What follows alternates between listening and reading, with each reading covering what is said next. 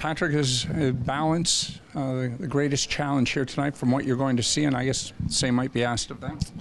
Yeah, I think so. I think we got to have everybody going tonight. Obviously, we've had a big break here, so we should be fresh and ready to go. I read an interesting term the other day, rest and rust. How fine a line is it, given how little hockey you guys have played in the last little while? Yeah, there's there is a fine line, I think, but being ready right from the start, making sure that our legs are going, getting into the game. I think that stuff, the rest will shake off pretty quick. What's the biggest challenge that Gino Malkin presents from your experience having gone up against him? Just a really big body, very skilled. Obviously, sees the ice really well, but and then the chemistry he has with his line mates and teammates is pretty big factor. Is it surprising to see a guy that big? I mean, obviously he's done it for a while now, be able to move the way he does? Yeah, I think anytime somebody's as big as he is and really agile, it's the pretty lethal combination. They spread the Olympics. How much of a student was Sidney Crosby, just in terms of learning whatever he could about the game to try to get an edge? Yeah, I think he's always looking for an edge, whatever it was. I think after what might have been after his first year, second year, he talked about getting better at face-offs, and he always has a goal coming into each season, whether we shoot the puck more, or face-offs, or work on different things. So that's what the best players do. They're always looking for different ways to keep getting better. They say they spread the wealth over there between the three lines, and you guys are kind of doing the same thing this year. I don't know if you did that in San Jose, but what's the effect of having three lines? Where are you noticing in late in the games where you're wearing the other team down, or? Yeah, I think it's harder to key on one line or two lines. I think when you spread it out like that, and I think it allows you a little bit more opportunities. So say late in the game you can stack a line or two and go after it, but you can't just key on one or two guys or one or two lines. Did you have that in San Jose at all, or did you guys kind of stack them earlier on even? No, I think went back and forth between the two. I think there's a time and place for both. The dynamic of the line change, whether Mitch is on the right side or whether Leo is on, as far as what you guys are trying to accomplish in a particular game?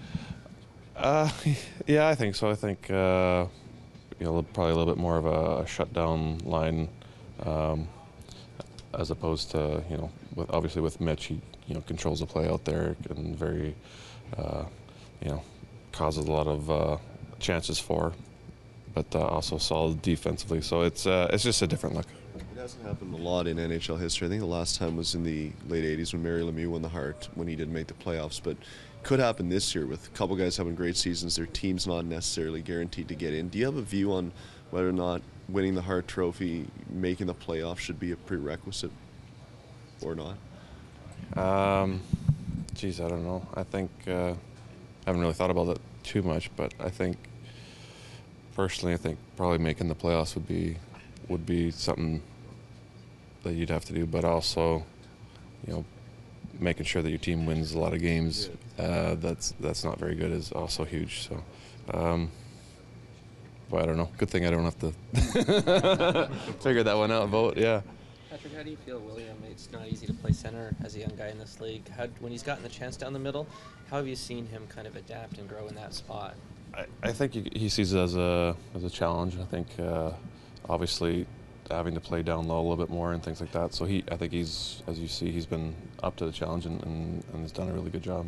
He's always got a boatload of assists as a playmaker. What have you noticed about him? Connor Brown was talking about how he never really looks down when he has the puck. He's always scanning the ice. What have you noticed?